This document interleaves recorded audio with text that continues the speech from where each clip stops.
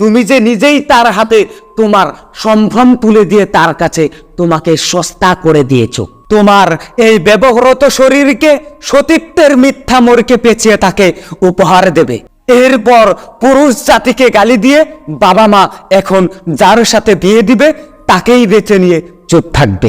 আমার আজকের এই ভিডিওতে থাকা কথাগুলো নিয়ে আপনারা কেউ মাইন্ড করবেন না। সবাই 2 মিনিট সময় নিয়ে আমার আজকের এই কথাগুলো একটু মনোযোগ দিয়ে শুনবেন। আমার আজকের টপিকটা হলো মিথ্যা ভালোবাসা নিয়ে কয়েকটি ঝড় তোলা কথা। তো চলুন বেশি দেরি না করে ভিডিওটা শুরু করা যাক। প্রেম করেছো নিজের ইচ্ছায়, হোটেলে সেক্স করেছো নিজের ইচ্ছায়, প্রেমিকের সাথে যখন তখন ফোনে সেক্স করেছো, কাউকে জিজ্ঞেস করো নাই, ডেটে গেলে শরীরের জায়গায় জায়গায় হাত দিতে দিয়েছো, কাউকে জিজ্ঞেস করো নাই। কাজটা কি ঠিক করেছো নাকি ব্যাঠিক করেছো? তারপর দিন শেষে প্রেমিক তোমাকে সেকা দিয়ে চলে গেল। এখন তোমার মাথায় বুদ্ধির উদয় হয়েছে।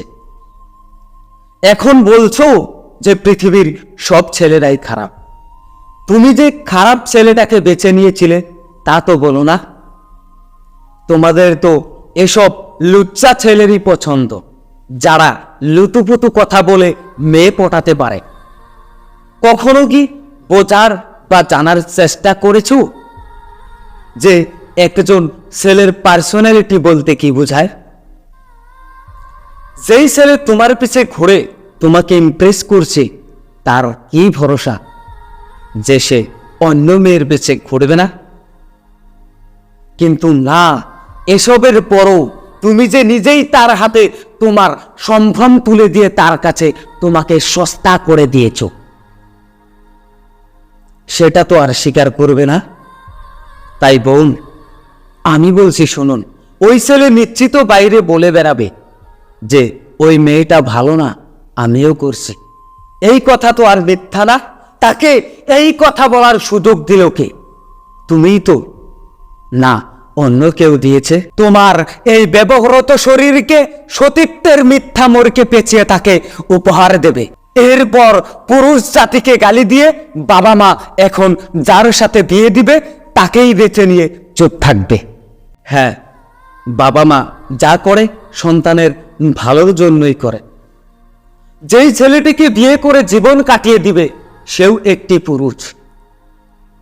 মেয়েদের কাছে আশা করব শুধু সুন্দর প্লে বয় টাইপ ছেলেদের বয়ফ্রেন্ডে না বাছাই করে ক্লাসের লাস্ট বেঞ্চে বসা শান্ত ছেলেটাকে সুযোগ দেবে। সে আর যাই করুক তোমার মন ভাঙবে না। আমার কথাগুলো হয়তো অনেকের কাছেই খারাপ লাগতে পারে, তার জন্য দয়া করে আমাকে ক্ষমা করবে। আর আমার এই ভিডিওতে থাকা কথাগুলো যদি আপনাদের জীবনে একটুও কাজে এসে থাকে, তাহলে সবাইকে শেয়ার করে দেখার জন্য সুযোগ করে দিবেন। আর আমার এই চ্যানেলে যদি আপনারা নতুন হয়ে থাকেন, তাহলে আমার এই চ্যানেলটা আপনারা সাবস্ক্রাইব করে সবসময় আমার পাশে থাকবেন।